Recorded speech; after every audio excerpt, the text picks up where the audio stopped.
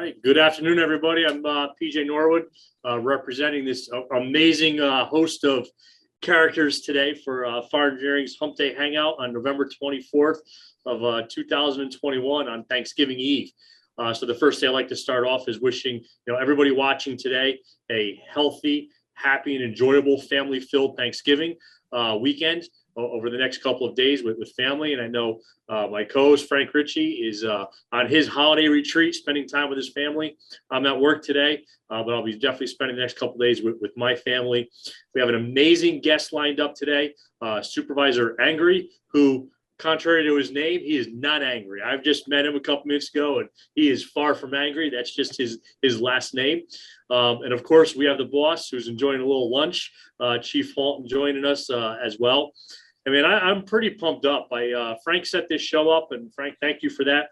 I got the opportunity to read Angry Leadership last night, provided me by our guest today, and then just introduced to you, sir, over the last couple of minutes.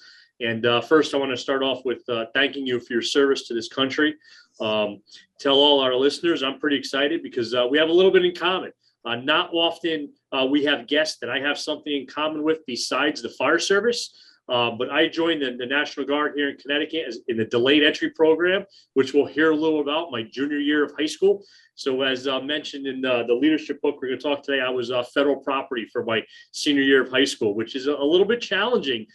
Knowing I'm still a young kid in high school, but property of the U.S. government for a year. And 2 days after graduating high school, I was in Fort Knox, Kentucky. And what a great time and really not lost words here, but formative years, and really learned a lot. So I grabbed a lot from your book, but I'm going to go ahead and give this over to Frank to say a few words. We'll turn it over to Chief Walt to say hello for everybody. And then we're going to get into introducing our guest today. And I know everybody's going to be pumped up at the end of this call. We talk some leadership today. So Frank, thanks for setting us up today. Hey, you're welcome, PJ, and everybody welcome to Politics and Tactics. Victor Angry is a supervisor. He wrote a book, and how I judge any book is if it's dog-eared and underlined. And I started reading it. I left it next to the couch. I walked down in the morning, and my son was reading it, and he didn't want to give it to me. He said, "Oh, just let me finish it." So that's the mark of a great book. And, when you get to a certain point in your career, when you read something, it's always about doing a little bit better. And when I read the book, the goal is if I could get a book that makes me think a little bit different about something or challenge conventional thought, that's the mark of a great leadership book. So, Bobby, we will definitely get you a copy of it. Bobby is a world-class writer and probably the best read person I've ever met. But I was very impressed by the book, and I only had to meet Victor for probably 30 minutes to really show, and it was in a casual setting, to show that this is an individual that has purpose, gives motivation, direction, and has a military bearing and a command presence that is easily conveyed. And I thought that not only because of his background as the county executive, but also his background as a firefighter and leading the National Guard, and PJ will give a more formal introduction. Nothing but impressed, that I hold him in very high esteem. Bobby Halton, welcome to the show. Got to unmute myself there. I apologize. Thank you for having me, Frank. I appreciate it. And I am officially on vacation. Ergo the workout gear. I don't want to show off these septuagenarian guns and embarrass you young people, so I'll just keep the jacket on. But it's great to be here. I had a little 3-week health issue there with the pneumonia and some other deal that had me down, and so just getting back into the workouts. And as I'm sure now, what a great last name, but what is your first name? Very. No, it's Barry. No, it's Vic. I always say very angry, but it's Victor Angry. Victor. Very angry. That's hysterical. What a great name, though. I mean, I can imagine throughout your entire life, it must have been just a wonderful opportunity to say, "What's your name?" Angry. Really angry. I could just imagine that. Probably a little rough in boot camp, but otherwise, otherwise it was a great name, I'm sure. Yeah. So much. I'm very happy to be here. It's fascinating. I think serendipity. serendipity is an interesting word, but I always believe, my wife and I believe, that God always puts you where you're supposed to be, right? And he works in such incredibly mysterious ways, and I love it. I think that, when you read the Bible, they say the beginning of wisdom is fear of God, and most people who haven't read the Bible don't understand what fear of God means, right? They think it means trembling and afraid. No, you're fearful of disappointing him. You're fearful of the immensity of his knowledge and his, power and ability. So I am actually crafting an editorial right now on leadership, and which is fascinating, Victor, because the reason I wrote it was this year at FDIC, everybody, which is our big conference, and we'd love to have you come sometime. We'll have to work you into the system. Now we've got you. Now we have, Frank and I have made a living off of, I don't want to say, leveraging, I think is the polite word, our friends. So we'll get you into the system. Well, Chief, I'm all in. Oh, Bring me. I'm all in. Good Navy man. Always all in. Happy to be here. Proud to serve. Outstanding, sir. Oh, So outstanding. Yes, sir. So my son, the commander, would be proud of us. So anyway, for FDIC this year, Victor, we received about 250 proposals to speak on leadership. No kidding. It was and that's the reason it prompted me to write this editorial. Leadership, as you know, is probably the most widely written about topic in the history of mankind. From you go from the Epic of Gilgamesh to Beowulf to today. It's fascinating, and the reasons for it are fascinating, right? And I think that I love book. If it has leadership in the title, if I had seen your book in the bookstore, I'd buy it. And truth be told, sometimes you'll get one in the airport, and you'll find my seat ticket thing in a book, half read, because that was all it was worth. But then oftentimes you get a book that, as Frank said, you just can't put down. You just go and you go and you go and you go. So I'm really looking for that. And I loved, full disclosure, I loved to read, which is kind of my thing. Cars and books, that's my two vices. So I am so excited because I was writing about, what leadership really is, you know what I mean? And I think today people mistake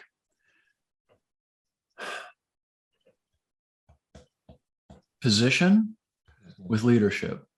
They mistake legal authority, power, with leadership, and nothing could be further from the truth. Frank and I were discussing the other day, one of the greatest leadership examples in history for our country was John Adams, when he defended those 8 British soldiers who had opened fire on the colonists at the Boston Common House in 1770, I believe. That was not a popular move. The popular move would just say, throw them in jail, hang them all. That's what the mob wanted. And John Adams was like, whoa, wait a minute here. These guys were threatened. They had a right to defend themselves. They had the same rights as everybody else. And he defended them successfully, which was exactly the right thing to do.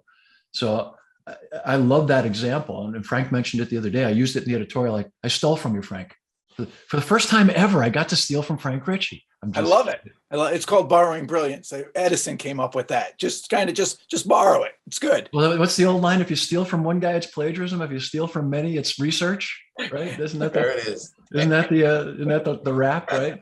So I found that to be a great example. And today, there's the great poem by I believe it's John Hoff, Hoph. He was the gentleman who wrote that short poem. Hard times create strong men create good times create weak men, and weak men create hard times. And so it's really making, I'll get the correct spelling on his name. It's from a book that he wrote called Resilience, of stories and poems. Great for today's times. It helps you understand really strong men, really strong women, really strong people are always willing to accept their shortcomings or the mistakes. I just saw a brief montage of people like Bill Clinton, who apologized for the Lewinsky thing, Ronald Reagan apologizing to Margaret Thatcher for one of our security breaches with them.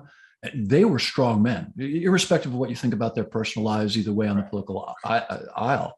They were strong men because, hey, I was wrong. I did something horrible, and here I am. I apologize. And they also, defended the weak, which is really, really the when you defend the powerless, that's strong people. But today, people are looking at people as leaders who are basically just mobsters. They're just going with the crowd. They're and full disclosure, I'm coming out very strongly the last few months, Victor, about I'm not anti-vaccine, I'm anti-mandate, because the human body is so unique. I mean, and there are people who have absolutely legitimate concerns about this vaccine. And I think mandating it is a horribly wrong-headed way to go. And so, and I'm taking flack from it every day. And it's interesting. The people I really respect are like, yeah, no, I agree with you. And then the people who I hardly know are like, I hate you. You should be ashamed of yourself. I'm like, yeah, well, good for you. So I can't wait to hear about you and the book. And wow, I was, because it was PJ and Frank's show, I'm sure you can understand, I was kind of hesitant about coming on today because I'm on vacation. You know what I mean? I thought, what value could there be? I'm just teasing. Well, it's like the Navy. If we don't screw with you, we don't like you, right? That's it. All right, PJ, if we could give a formal introduction of our guest today. Absolutely, Frank. Thanks, and Chief, thanks always for the kind words of our quality show here. You didn't want to join. Oh, I love you clowns. You know that. I love you guys like you're my own kids.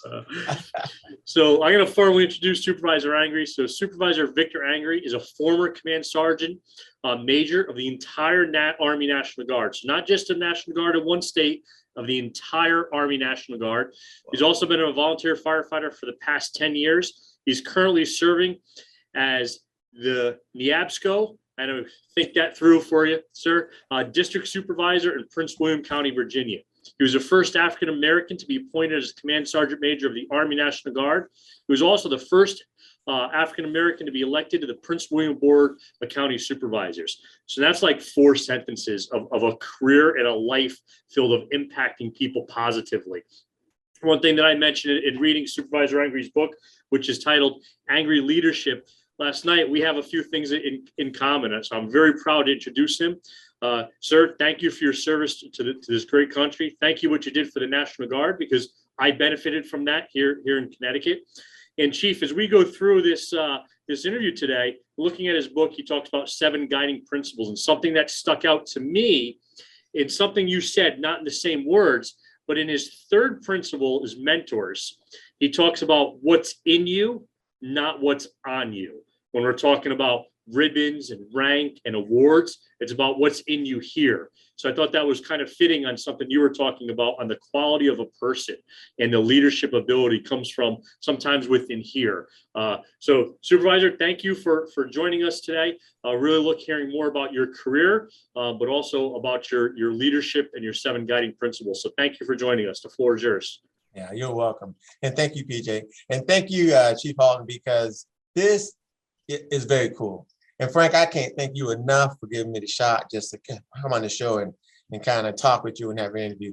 I've led a very interesting career. And at the time I wrote that book, I was sharing a little earlier before we got live, is that I had no idea I was going to be in this position. So I wrote that book based on all of my experiences and sitting down and reflecting on my life and, how I basically, when I retired, my retirement ceremony was such a really big deal. I mean, it was standing room only. Folks came in from around the nation, and I had to stop and ask myself, man, did I really do all of this? Like, you go through life doing things, but you don't know the impact until others show you the impact of what you've done.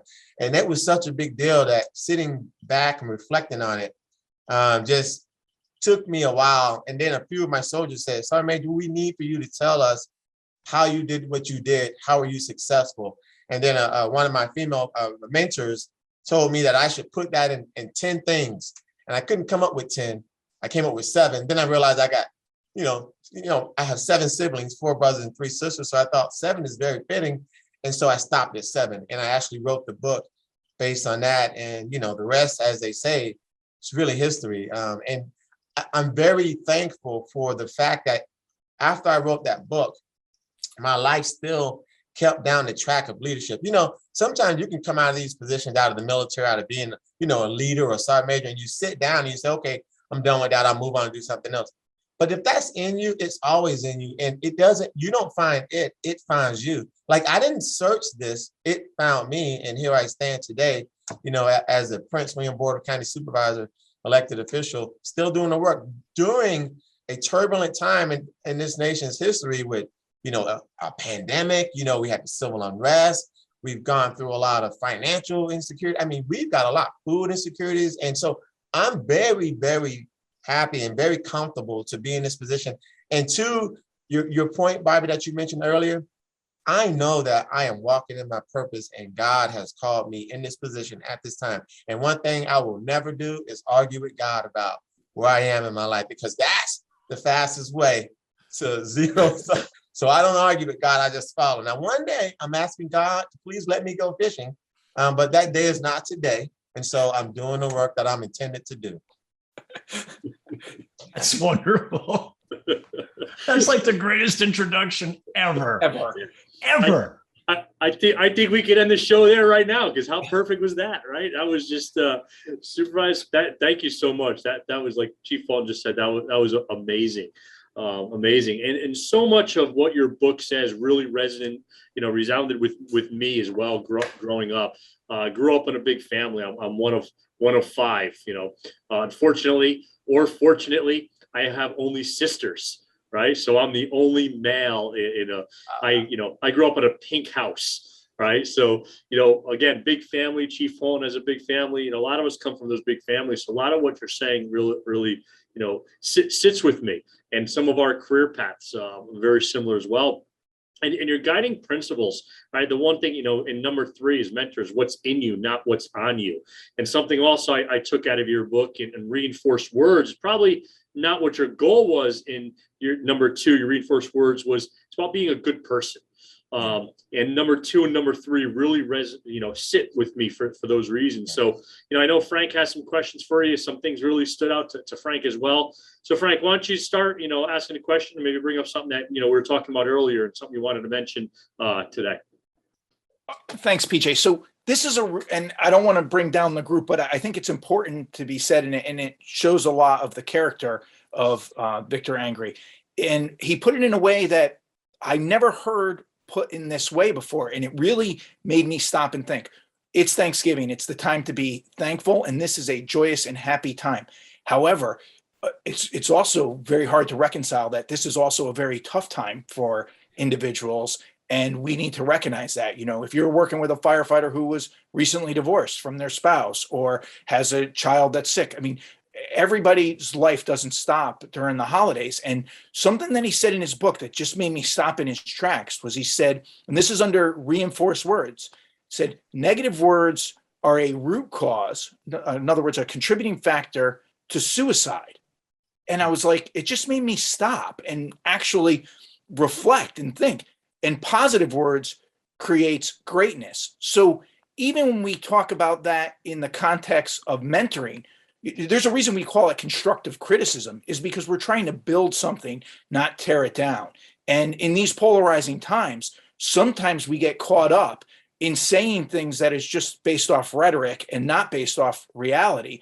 And when you said a contributing factor, that words have impact. I mean, we wouldn't be involved in politics if words didn't have impact. I mean, Bobby's editorials have had an impact on me and mentored me from afar before I even knew him, just on what he wrote. So words have power, and we need to be conscious of that. So I'd like to hear your perspective on it, because you're the one who made me think about it. But it was a powerful moment. I mean, it's hard to make a fireman think. I was on a truck every now and then. I'm like, whoa. You see, I resemble that remark. The fireman on the truck, because I know that real well. When I wrote those, anything I say, I have to speak from real world experiences, right? So it's really the things that happen to me that I see happening to others, and I see it on both sides of what was positive for me and what was negative for me. So let's just talk about Raymond Carpenter, Lieutenant General, United States Army National Guard. This is the man who told the chief of staff and told the rest of the Army leadership that I was going to be the guy that came in as the interim command sergeant major over the entire Army National Guard without going through any processes, not doing any other interviews, not listening to anyone tell him that it should be someone else. He said, call Sergeant Major Angry, get him on the phone and offer him this position. And that's what I want. And so, of course, you don't tell the general no, and it's an opportunity to lead again. So why would I pass on a leadership opportunity, even if I'm a little now anxiety ridden over the fact that, whoa, you just called me from an aviation brigade to the entire Army National Guard. That's a big deal. But I asked him at my retirement, actually at my pinning ceremony to actually go into that position at the change of responsibility, I asked him, so why did you pick me? Why did you select me for this position? And here's what he told me. He said, I was at a PT test formation because, you know, the generals generally don't take PT tests with the formations, but General Carpenter would do that. And this is an older guy, Vietnam, that the whole nine. And he's out there taking a PT test. And he said, and I don't remember the conversation, but he said, your interaction with the soldiers told me that you care about soldiers and you're a leader, and they really respond well to you. And what I need right now in this transition period is someone that responds well to the leadership. And we became a literal battle team. You know, he and I, wherever he walked, you know, I motivated, he, you know, I mean, we really kind of just were perfect. And so that always impressed me because I always tell everybody that, you know, you never know the words that you're saying today, how they're going to affect somebody tomorrow. And in this positive form, it affected the general, I mean, the commanding general of the entire Army National Guard. Remember the conversation that I had with other soldiers while he was present and said that I should be this guy to fill this billet and take us on to the next chapter. And then likewise, negatively, I'll just never forget, you know, I always say you can learn from bad leadership. And I had this leader, man, and he was just the worst. And he really treated me terrible. And I had two choices to make. I could either take what he's saying and go downhill from that and just become what usually negative comments do to a person, just dragging them down. Or I could take that and say, if I'm ever at the position where he is, I will never do that to soldiers. And so I chose the latter. And that's the one approach that I've always used in my leadership, never to be, because my mother always told me, treat people with dignity and respect. And if you can't do that, then why are you doing this in the first place? Mom always knows best. Mom knows best. There's Yes. no doubt about that. And we see you talk a lot about, you know, attacks and words. And one thing that I found is that when you're putting forth a argument in the lighter sense of the word, a position, and someone is attacking you as an individual, it's actually, you can turn it around. Instead of reading all the negative comments and viewing it and internalizing it, you can take that and say, well, wait a second, if they're only attacking me and they're not attacking the merits of what I'm saying, that's a gauge that you're actually moving the conversation. It doesn't mean you're going to get them to agree with you, but you're moving the merits of the conversation in a more cogent debate type format, that they're not attacking you on your points. Can you speak to the words versus results? And you had a great story about trying to figure out the matrix in basic training that I thought was interesting. Yeah, that is actually, it's all in the people. It's in the attitudes of what you see from everyone else. I found that the energy that I get comes off of the vibes of other people, right? So even if I feel like what you're saying to me is affecting me, I look around and say, why isn't it affecting them?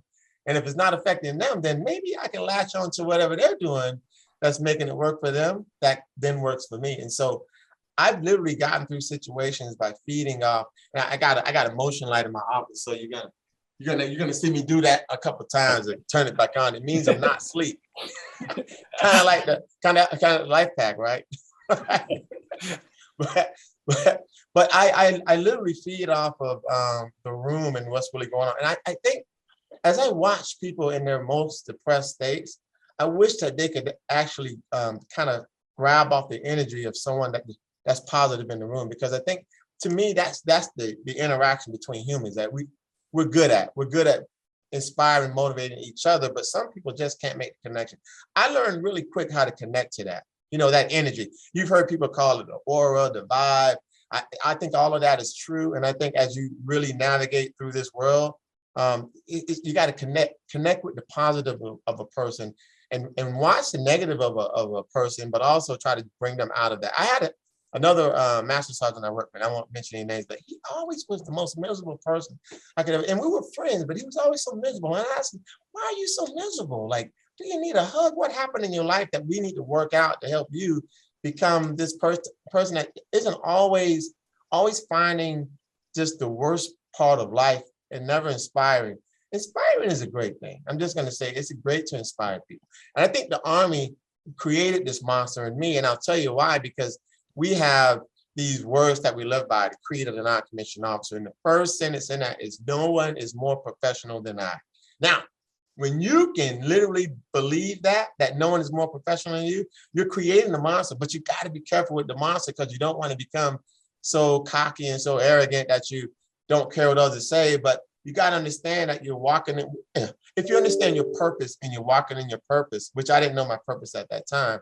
I learned that later in life. But when you can understand your purpose, that statement is very true in all walks of life, that you have to understand that you're the best version of yourself because you're the only version of yourself, and that you carry that forward even when people knock you down and knock you around or even pump you up and inspire you.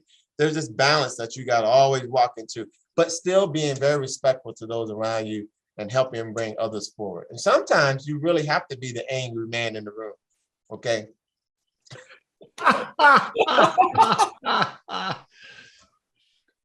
One for the new guy. Yeah. So a couple of things, drop into my ombudsman role. I think a couple of really great things were said that I think deserve a little deeper dive. So early on, we started talking about Victor's book and large families, which is interesting because people from large families tend to interact differently than people from smaller families, and particularly if you've met folks who are like singletons, they tend to be a little bit different. They're great people, but just a little bit different.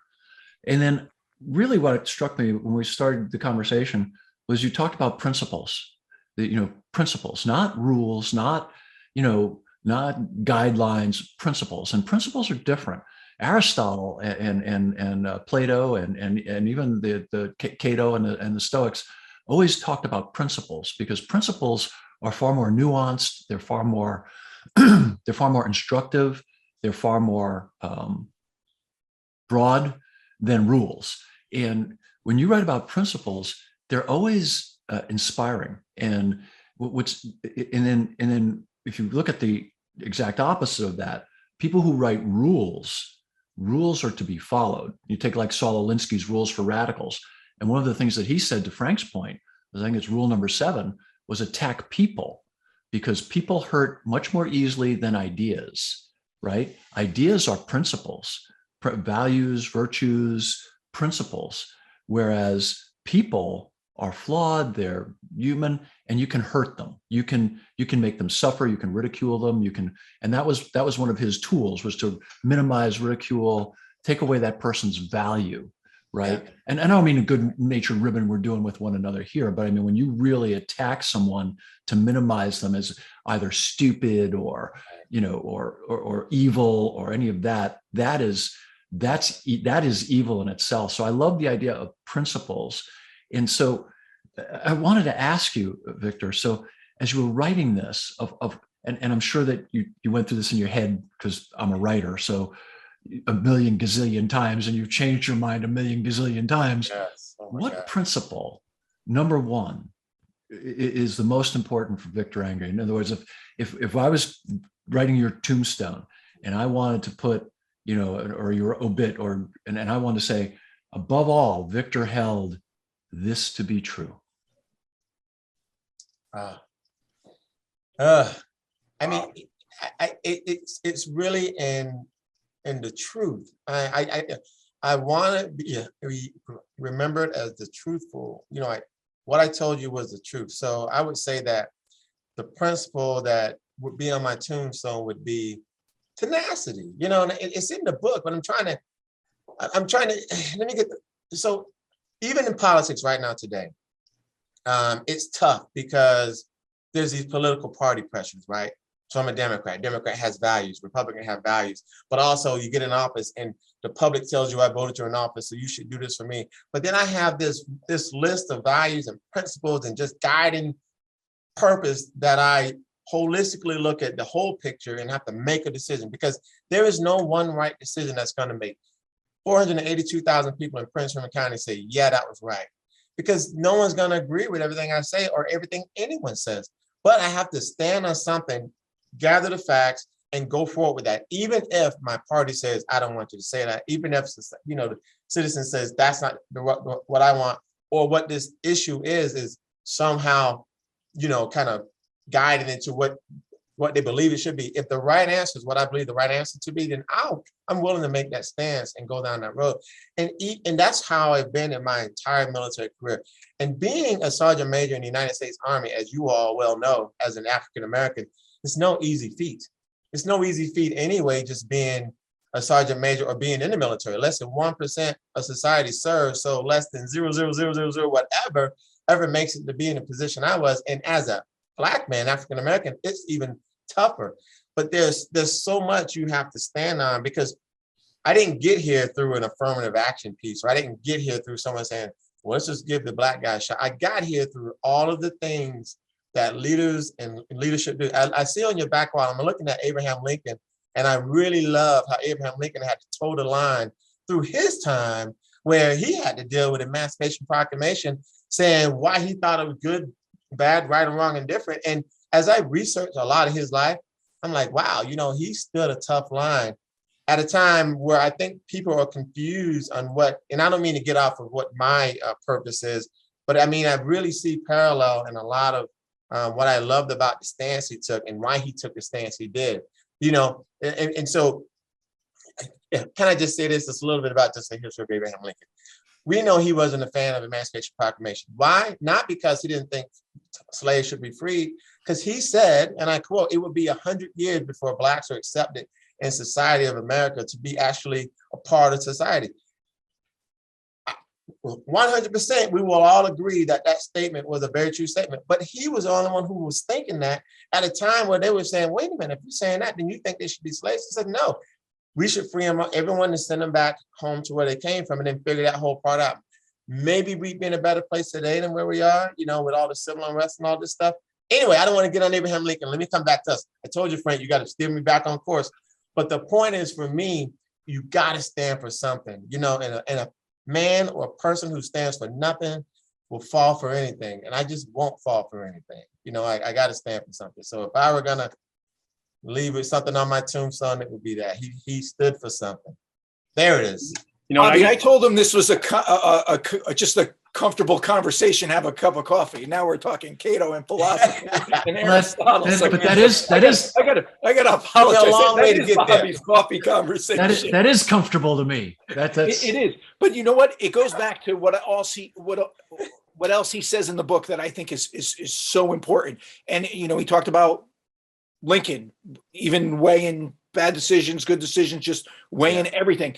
Is that he talks about sometimes you got to make a decision that is not in your interest, but in the interest of the organization. And we've all had to do that. And Justice Scalia was the one who I think put it the best. And he said that if you're a judge and you agree with every decision you make, you're a pretty bad judge. And, you know, it just kind of sends it home. So I'm going to go to Bobby first, and then we're going to go right to Victor. There's a lot of interesting stuff going on here, which I love, because if you're not curious, I don't like you. I mean, there's nothing worse than a dullard. You know what I mean? Your head wants to explode. So if you think about Lincoln and the principles he had, he understood. He was a huge fan of John Brown. I mean, he followed John Brown incredibly closely. And if you understand what happened to John Brown, there's a man who was executed who never hurt anyone, ever. He took over property. He held demonstrations. He did stuff. But John Brown was hung, having never hurt another human being, period. He was a political statement. And so aviation, that's fantastic. We'll get back to that later. But that's fantastic. So Army Aviation. John Burning's Ace of Aces. You want to read that wonderful book, John Burning's Ace of Aces, Race of Aces. Ace of Aces was about Dick Bong, which is also Oprah, we'll get back on your book picks. Sorry. Anyway, I get a little distracted there because it's aviation. But the Race of Aces by John Burning. I wrote it down. You'll love it. You can't put it down. It's unbelievable. Wonderful book. Absolutely wonderful book. And a lot about character. But back to that, we were talking about the whole idea of character and principle. And you looked at Lincoln, and obviously wonderful example. One of the things Lincoln did that people should know, he was acerbic. He could tear people apart. He had a wit and an insight where he could humiliate people. And as a young man, he did it routinely. And then one day he picked on the wrong guy, and the guy challenged him to a duel, which back then was like almost impossible to get out of. And Lincoln was not a good shot, and this guy was. And he got the life scared out of him. And he begged this guy to forgive him. He got forgiven. And from that point forward, he never did that any longer. He never attacked the person anymore. He stayed on point. He talked about the ideas. He talked about the bigger picture, right? The principles, not the person. And so, when you get to talking about Scalia, I'm going to go right to Justice Thomas, who I admire more than any living human being right now, Clarence Thomas. There's no man on the face of this planet right now who more emulates Thomas Jefferson in the depth and clarity of his thought, of the insight and wisdom in his knowledge than Justice Clarence Thomas. When you read Justice Clarence Thomas, your heart soars for this country, because there is a man who, even when you don't understand him, you feel him. I mean, he is the most brilliant jurist of our time right now. Scalia previously, and we can go back in time. But what he said, which I thought was so interesting to principles, and you just said it the same way, Victor.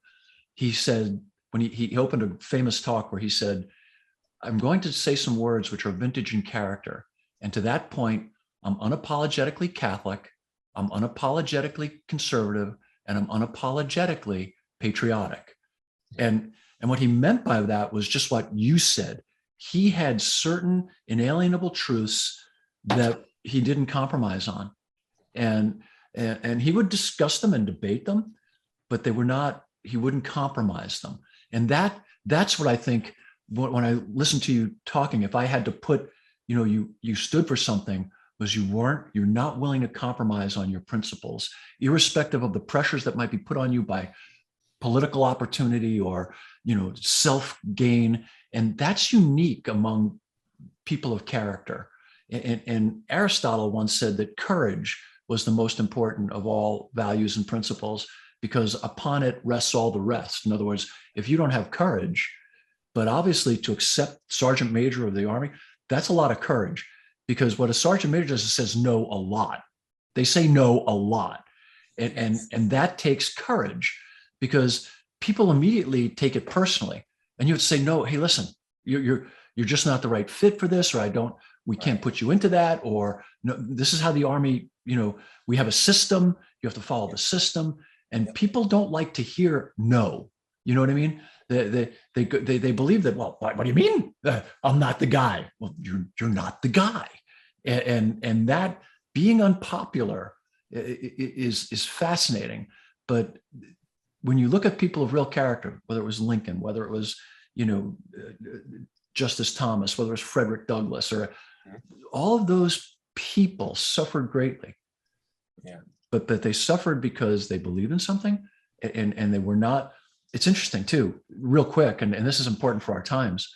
If you look at how the communists, Stalin, if you look at how Mao, if you look at how Hitler and the fascists all operated, they get people to lie.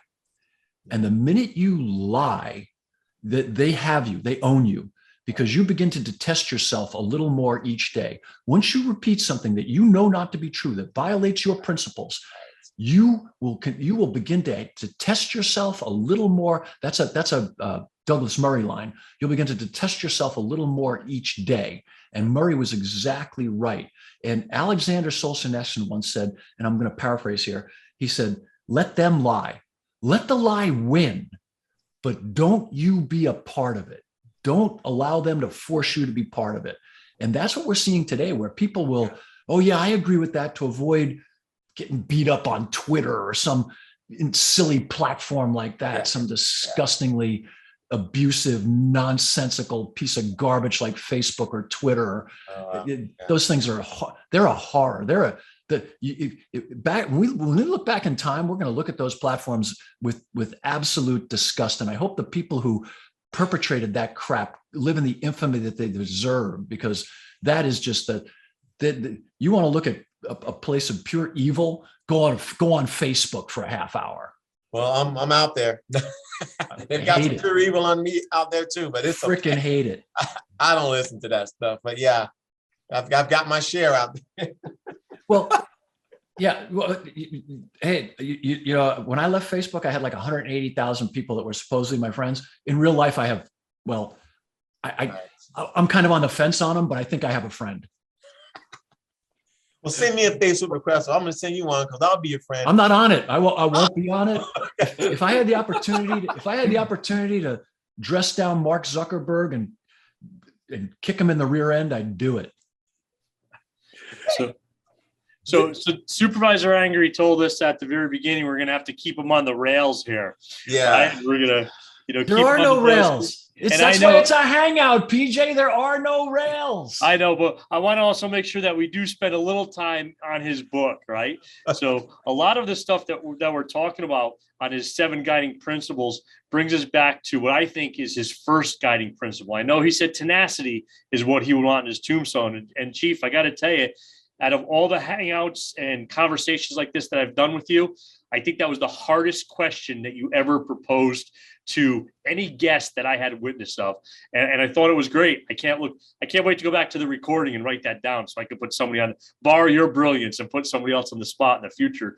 So that was great. But I think a lot of what we're talking about comes right down sort of your first, which is foundation. Right. Yeah. The foundation that's created from our upbringing and our family. Right. Yeah. So why don't you briefly go through a couple of your guiding principles, with 1 being foundation, 2 reinforced words, and 3 mentors. And mentors is really important to me. And what I like about something you said within mentors, if you're not adding a mentor a month, you're failing. Yeah. All right. So if you just discuss a few of those things, out of your book, I really think some of our listeners today could really benefit from that. And the last thing I'm going to throw out there, because I don't think Chief Hurton heard this, but he was referenced to by Frank Ricci, which I'm pointing to the top, in the top of my screen, as Oprah. So I think we got a new nickname for Chief Halton, Bobby Oprah Halton, the book of the month club. Not one of my favorite people. Victor, you'll be able to add another distinction onto your resume. You were on Frank Ricci's last hangout. No, PJ Norwood's. That's why I had to make sure I mentioned that, Chief. So I just want to make sure you heard that. You guys had a good run. Now I got Victor. Wow. Okay. Well, if I could just say really quick, just from the the 7 principles themselves, I think the key to each one of those chapters is really the quotes at the top. And you'll notice on foundation, I quote what a sergeant major had told me. And he was so serious when he told this to me. I had just retired and I was kind of just, coming off of the whole upswing. So, I'm just kind of relaxing and riding out the wave a little bit, catching my breath. And he's like, man, your name is synonymous with success. That's something to think about. So I said, okay, because he was telling me, don't let it ride out. You need to do something with this window now to keep yourself, because right now you just did something great and you've had this great retirement and your name is synonymous. So what's next for you? I didn't really have a next, and I hadn't thought about it as, hey, I'm this great person and I've done all this great stuff. So how do I get next? But that's just the piece of why that quote is so important for foundation, because he was a part of my foundation. Anson Smith is a sergeant major. And so we have a brotherhood in the Corps of sergeant majors. And so we all kind of stick to each other. We motivate, inspire, also tell each other when we're way wrong. And so sometimes that's a tough conversation to have, but that's a foundational piece. And in that chapter, I talk about all of my foundations, right? Like really my upbringing, like the Lomax family, although I'm an angry from my dad, I always tell people that my dad made my mother angry. And thus I did the same with my wife. I made her angry, and now we have angry children. So the angry saga continues. But the Lomax side of my mother's family is really the side that raised me and created in me all that I truly am, because I came from the streets. My uncle taught me drywall. My other uncle taught me how to build homes. My other uncle taught me mechanics, which I absolutely hated because your hands get dirty, and they can't get that oil out, not whole orange grease stuff. Anyway, long story. But I wasn't a fan of that. But I also had a roofer. My family did just about everything. And they were what I call tough love. Like, how it goes in the old days, you got to step up, right? And so there's life that gets in the way of everything, and you got to go live it. So they were really tough on a lot of things, but they created in me the man that I am. And then you top it off with the Miss Brenda Patterson, who was my uncle's girlfriend, who was the toughest. I always tell people she was the first drill sergeant I ever had before the military. So of course, going in the military was easy for me because this lady was tough, but she created all that. And she gave me those words that I use, which is, I see more in you than you see in yourself. Literally created no matter how far I fall, I can always fall back to that foundation, and it's always going to boost me up. So the whole saying of standing on the shoulders of giants, I have a lot of giants beneath me from my family upbringing first. And then all of the mentors that we're just talking about that you create in your life, have propelled me to be, I'm so high on standing on the shoulders that I'm in the clouds, but I'm not arrogant. I'm not cocky about that. I just know that I can take risks now, and I can do things because I've got a real support team that really grounds me. So that's kind of in the foundation. Now I know in there I wrote a whole lot of stuff, but I think I'm just trying to paraphrase it up to, my family has really been a huge foundation for me.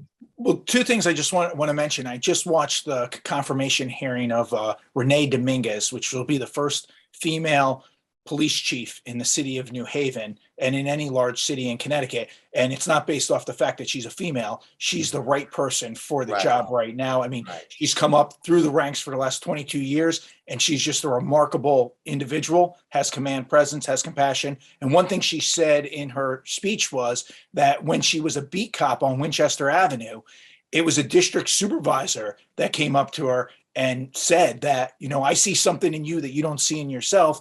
And it was because how she interacted with people. Yeah. She would hear people. She would, when there was some contention, and Winchester Avenue is a very tough street in New Haven, she would let that person talk and finish and not interrupt them, lower the tension, actually effectively listen, hear the person, and then engage. And it's interesting that that mentoring thing is so key. And I wanted to say something else about mentoring because it gets lost a lot of times. I like where you say mentoring, get a new mentor each month. One of my friends is a battalion chief in the Wallingford Fire Department. And he said to me, he goes, sometimes officers make the mistake of mentoring the motivated. And I was like, that's interesting. He goes, I don't need to mentor the guys and girls on my shift that are motivated. I need to acknowledge them, give them direction and purpose. Right. But where I really need my job as an officer is I need to judge my success not by taking the motivated individual and getting them to the next level. Well, I need to do that too, but I need to judge my success on taking the person that's in the margins right now, giving them purpose, seeing in them what they don't see in themselves. And I think that that's so key. And I want to bring up one more story that you have that I thought was brilliant, because here you have all this foundation and you got a great upbringing by everybody in your life, but yet, why did you pick the service you went into? What was the recruiter's hitch? Because this is a human story, and it shows that you had the good foundation. But what motivates us changes throughout our lives. And as a mentor, you got to find that thing. Can you tell us that story?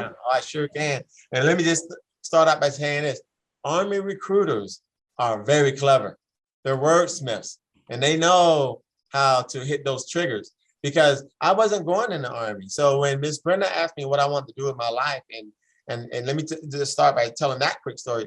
I told her I wanted to go to college. She was like, no, you're not going to college. Now, why would you say, why would that be a good answer? Here's why it was a good answer. Because she knew that I would go to college, and I was always the social butterfly.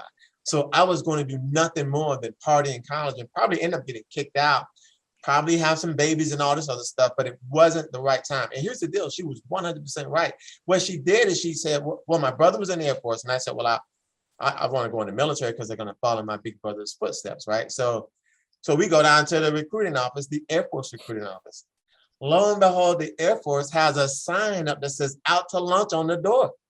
So I'm walking back out of there and the Army recruiting office door is open and this Army recruiter snap, hey, excuse me. Hey, what are you doing? So I said, I was going out to join the Air Force, but they're out to lunch, right? So he says, why are you joining the Air Force? And I said, oh, my brother's in the Air Force.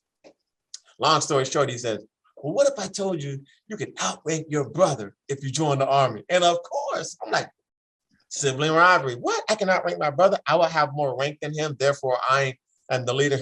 So of course, that was the one thing that kind of, pushed me over to the Army. And here's the deal. My big brother has always been my motivation, inspiration, even to this day. He's the guy that told me I probably wouldn't be good in corporate America making money because I'm better with people and I'm probably a public servant. Now, the guy's a genius. He's brilliant because I'm literally doing what he said I would be doing even after the military. So Reggie, hopefully he's watching this. I sent him the link because I thought that was very cool.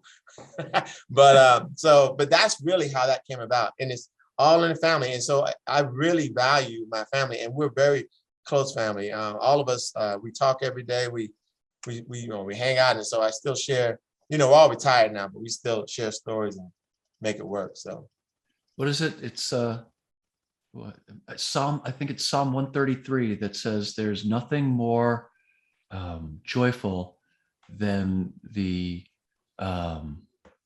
interaction of brothers living together, and family living together.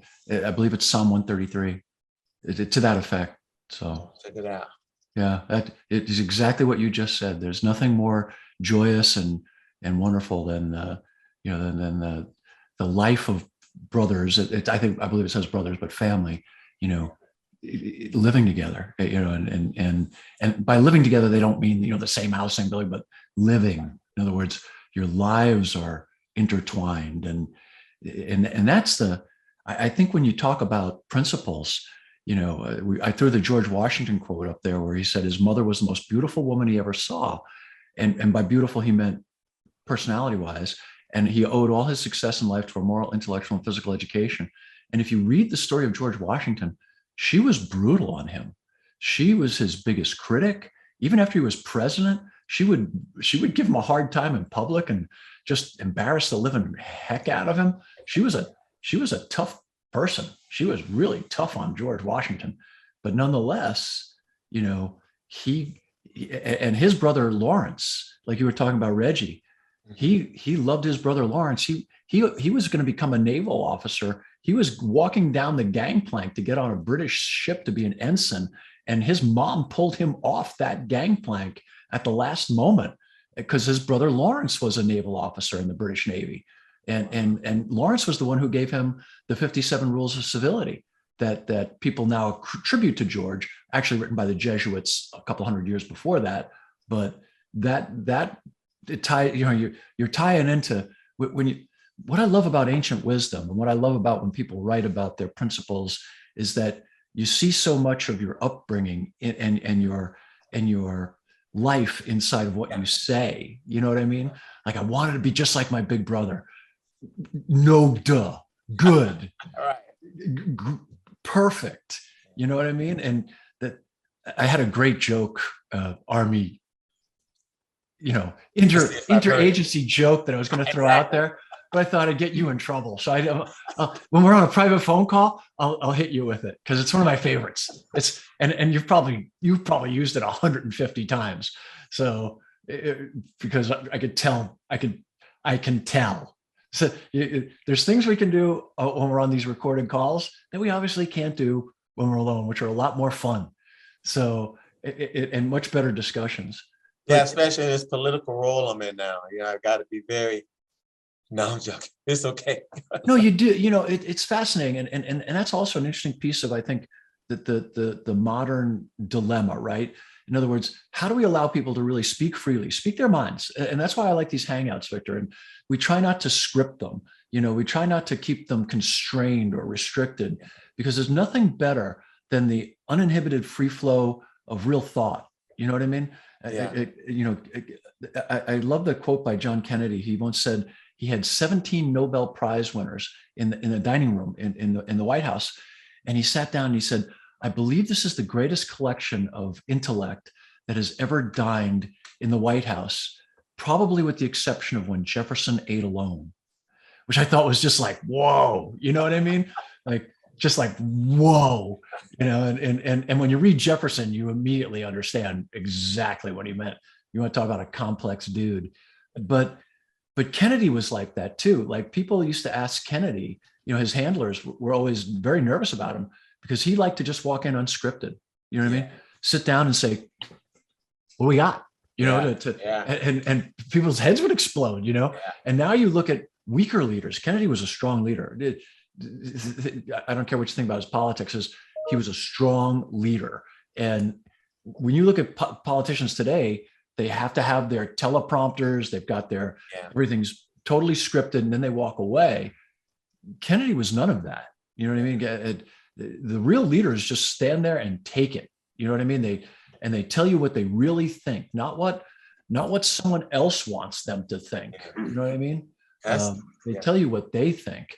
And I think that's an important principle. And it'd be interesting to hear your thoughts on free exchange of ideas. In other words, that we're losing that, especially in the public sphere. People are afraid to use the wrong word or, whatever. Transferring our modern day mores, values, and understanding to things that happened hundreds of years ago is probably the stupidest thing any human being can do, because you're not there. You know what I mean? It's like in our industry as firefighters, it's like when you hear some moron talking about what he would have done at somebody else's fire. Yeah, okay, you weren't there, bozo. You know what I mean? When you're there, it's a different world, right? Because the constructs of that reality form all of your opinion, decision-making. It's the reality of the moment, right? And people walk back from that and virtue signal about, well, I would have. Yeah, good for you, Ducky. Monday morning quarterback. Exactly. You don't have 6 gigantic people charging at you who want to tear your head off. That poor quarterback guy who probably weighs 100 pounds less than each one of those guys does. You know what I mean? That's why it's called scrambling. You're scrambling. So I really love that you had 7 principals. Now you had 7 brothers and sisters? Yes, 4 brothers, 3 sisters. My oldest brother passed away, so I had 6 siblings. So wow. Yeah. Irish Catholic from the Bronx. It was the law. So I was second to the last on the totem pole of the family. So needless to say, I got all the hand-me-down clothes. Sometimes the Christmas presents got moved down. And you got away with murder. And I got away with But by that point, your parents understood that you weren't going to be perfect. Yeah. The first couple of kids are all held to this like incredible standard. You got to be a Rhodes Scholar. You got to be, you got to be perfect. The babies are like, oh, don't worry about it. He only stole a car. He didn't steal a truck.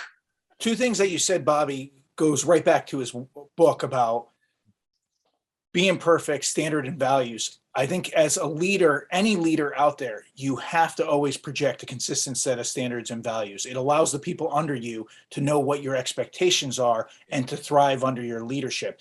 Victor, in your book, you talked about going to that command in Korea, and you also talked about how it's difficult to be in command of people that you came up with. Can you explain that? Yeah. I think that happens still today, right now, when you see people progress through positions. I'll say ranks in the military, but just out here, what I'm saying, in government or even corporate, is my scenario there was I was an E4 and was promoted to E5, but I grew up with all of my E4s, my lower rank and files basically. And now I'm the leader, it's an E5. So now I'm their boss, if you will, but the relationship hadn't shifted. So they still felt that, the things we did that we got away with because we didn't tell our NCO now I'm the NCO and I'm I should expect and allow them to continue to get away. It's basically like saying, yeah, now fixing this skill so we can do all this stuff. That's not true, because you have to grow with that leadership role and responsibility. So now I gotta, hey guys, listen, I know what we all did together here, but I'm no longer a part of that.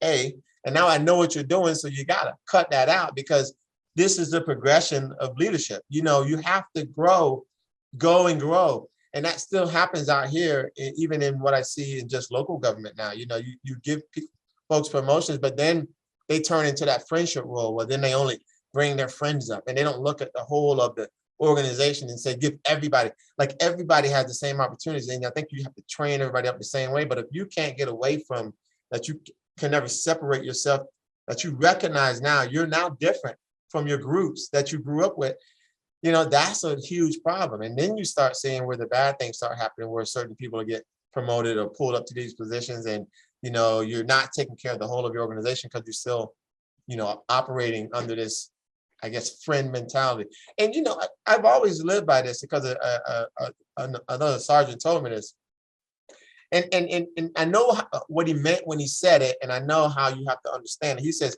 there are no friends in the military when you're in leadership roles. Now, what he meant by that, and what he meant, and what I took from what he was saying, is that when you're in that leadership role, you can associate with everybody. You should get along with everybody. But the friendship part, where friends do things for friends and turn the blind eye and do all this stuff, you no longer can do that anymore. If you're going to do this right, you have to do it all the way right. There are no pick and choosings.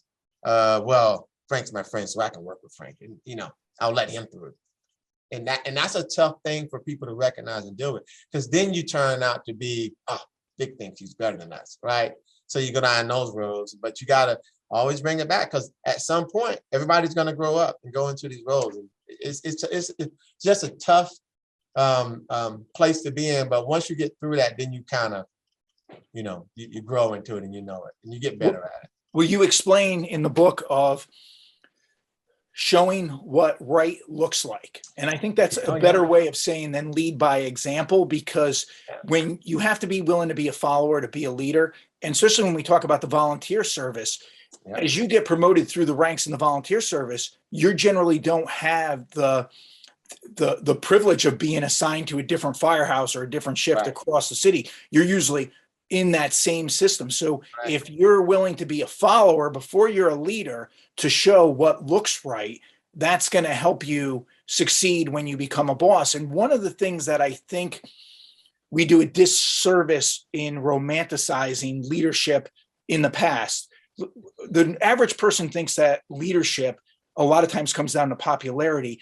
And a lot of it is because we only teach history on the surface, and we look at who was popular. Martin Luther King was extremely popular, but we need to look a little deeper of the adversity he faced because of all his critics. George Washington, most people think, oh, he was great. Well, Thomas Paine was a staunch critic and offered a strong rebuke against Washington being an elitist and an incompetent general. So we need to realize that leaders are human. They need to project a consistent set of standards and values, but popularity comes later from doing what looks right, doing the right thing, even when it's not popular. Can you talk to that? Because I think your book was impactful in that area. Yeah. And you're right on that, what right looks like. And that's something, I don't know if everybody understands that, right? Because what right looks like is really an organizational right? So Army has a complete structure of what right looks like. I mean, we have our leadership values, right? And leadership spells out all of these values that the Army says you will follow. And there's a whole right to that organization. When I first retired and joined Navy Federal Credit Union, they have an entire structure of their leadership and how that organization runs. For me, it wasn't what worked for me, but for them, it's right. So I can't tell them that what they're doing is wrong. They've been doing that for years, 50 years, I think, but I come into that with my version of what right looks like and what leadership looks like. And it doesn't, we didn't fit. We were a square and a circle. And as much as I love the organization, love what they do in the credit union industry, I couldn't fit their model of their version of their culture. And that's really what that turns out to be. And in the military, that's no different than all the inside organizations that you go through. And it's not to say their version of right isn't right, but you have to define in you what right looks like. And then literally it works when you can create that model. I mean, I built teams based off of high performing, right? And so everyone deserves a shot at being a part of what you're trying to create to be the best, but not all the times people fit in those roles, right? And so you have to find the roles that they fit in. Oftentimes, not often, but sometimes it doesn't fit in your organization. But I'm never one to just kick people aside. I want to literally find where you fit best. Like your efficiency is somewhere, and I want to help you get to where that is. We put people in position sometimes that, we set them up for failure. We don't set them up for success. And maybe that success isn't in that position. But if you are working for that position and make sure it fits, if it doesn't fit, it doesn't. It isn't a bad thing that you don't put them there. You put them somewhere else, so you find what that is. But oftentimes we just try to make it work, and it doesn't work that way. Before I go to PJ, my father taught me when I was a little kid, when I was a little wise guy, he said, everybody has value. It's your job to find the value, and the average person will have 10 to 20 people show up to their funeral. So being the wise ass that I was, I said, well, Dad, how do you know they didn't just show up to make sure the jerk was dead? But he always had a way. Your father was a wise man. He was.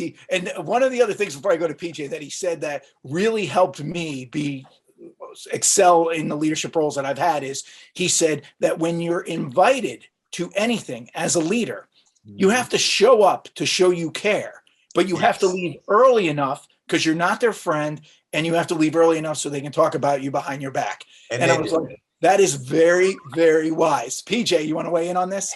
I do, but I want to give Chief Fulton, I think he wanted to cut in for a minute here. So I want to give him the opportunity to say what he wants to say. I think he has to leave a little early today. I apologize, guys. Although I'm on vacation, I've got another call holding for a small conference that I run in April.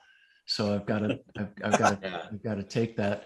But I did want to say thank you, and what an incredible pleasure getting to meet you, Victor. You're incredibly refreshing, and I enjoyed the conversation immensely. So I wanted to thank you, especially on Thanksgiving Eve, for taking the time out of your day and visiting with us. And they say that you can judge a man by the company that he keeps, and I'm not going to hold that against you. Everybody makes a mistake from time. I'm just kidding. You're in the company of two of the finest guys I know, and who I love deeply, and they know that. And I think they're absolutely some of the finest human beings on the face of the planet. So thank you for making my Thanksgiving even something to be more grateful for, a new friend. And Yes, sir. And I'm looking forward to reading your book. So that'll be fun. If I could get a scribble in it, like, to the old fellow who was on the call with me. It's always nice to visit with somebody my grandpa's age. So, I'm going to be excited to sign your book, and I'm really looking forward to some further conversations. Well, I'll send you a copy of mine. It's called Leading Firefighters. So it's awesome. Simple. Chief, can I impose and have a big ask here? So Victor has on his Facebook the Paul Combs drawing of the fire helmet and the two-hatter and the warrior helmet, the two-hatter picture. So if I could oppose, do you think we could reach out to Paul Combs and get him to sign a copy and send it to his wife or his office? That's easy. That's a one phone call done deal. I'd really appreciate it. I think it'd have some meaning, and it's a way to recognize his service to the public and to the military. And I'll shoot Paul a note today and ask him to do that for us. Wow. Thank you. Thank you, Victor. Thank you so much. Best to you and the family. Happy Thanksgiving. Yes. Even though you're Army, you seem like a great guy. He'll be putting in the teach at FDIC. Hopefully, I'm looking forward to it. Hopefully, next time call for presentations come out, I'm going to send it to him because I think he has a lot to say and a lot to offer. And we can put him in touch with all the right people there. And next time I'm in Maryland, I'll give you a call and we'll grab a cup of coffee. Please do. Yes, please do. God bless you guys. Love you all. Bye, Chief. All right. Happy Thanksgiving. Bye. Thanks. Bye. Happy Thanksgiving. So Supervisor, we always try to keep this, to that 1 hour time frame, and we're just a little bit over that. However, there's something I would like to speak upon briefly, because something I pulled out of your book. You know, Frank and I became friends because of luck and timing. We were both attending a seminar. I had an opportunity that was presented to me. We worked in this side-by-side departments. He worked in the city of New Haven. I worked in the town of East Haven. And I was presented with an opportunity that I didn't know how I was going to pull off. Yeah. And I attended this seminar with another now friend of ours, Anthony Avillo, out of North Hudson, New Jersey. And I went to listen to Anthony Avillo speak. And I thought I recognized Frank. So I waited until he signed in. And then I looked at the roster to see if it was actually him. And I went up to him, introduced myself to him, and I presented my opportunity to him over lunch. And that turned into actually being here today, because he turned that timing and that luck into opportunities for me. That's given me the chance to write for fire engineering, be part of the fire engineering advisory board, to teach at FDIC, to be a co-author with Frank of 6 training DVDs, a co-author a fire service book now, one of Penwell's best-selling books last year. So luck and timing has been very influential for me in my career. And you mentioned your book, and it kind of slapped me in the face a little bit last night when I was reading it. So even though we're over our time frame, if you could just mention the importance of that in your book and how it impacted you. And I was trying to find his name because I can't believe I forgot his name, but that is a very important piece. I was working on the Don't Ask, Don't Tell Commission for the Army when we were going through that, and I was sitting next to this Lieutenant General Air Force. He was a B-1 pilot, and he was my commander for this task force. And he was telling me, well, I was telling him about being a B-1 pilot and how, wow, that's a big deal because it's $1 billion plane. And then he was like, yeah, and you're a Command Sergeant Major Army National Guard, and you're here, and you got a very successful career. I said, well, sir, I said, well, it wasn't really anything. And he was like, I said it was all luck. He said, no. He said, listen now, let me explain it to you. Luck and timing go hand in hand together. Timing is you must set yourself up for success to be on a very short list of an opportunity, which is called luck. So you got to do everything you need to do, all the certifications, take all the tough assignments, being in places where people see you, where you don't know they're looking, but they're looking and listening. You're not doing it for that. You're doing it because that's who you are. But all of those things will provide, I'm sorry, again, all those things will provide to you one day an opportunity that's going to present itself, and they're going to go to that short list of people who are on it, because not everybody is on that luck and timing list. You have to prepare yourself for it. But you can't do this out of me telling you this stuff now, and you go out and looking for this stuff and you try to set yourself up for it. It literally just happens because that's who you are. That's the servant you are. That's the leadership you provide. That's the passion you have for society. That's the purpose you give in life. And all that stuff puts you on this list of a time and opportunity that when it presents itself, next thing you know, you're getting a call saying, hey, I need you to step up to this position, because everybody doesn't get that call. And it's a very short list of people that do. There it is. Supervisor Angry, is there a link where people could go to get the book? Oh yeah, actually you can go to my website. Yeah, victorangry.com. So the book is on the website, but I guess I can probably make it on the face. I'll put it on Facebook. No, well, Peter does a great job for us, and he'll actually put the link below. Just give the address one more time for Peter. Just Victor Angry, first last name, all one word, and .com. victorangry.com. That is great. We cannot thank you enough for coming on the show today. This was great. I think we're going to be seeing you again.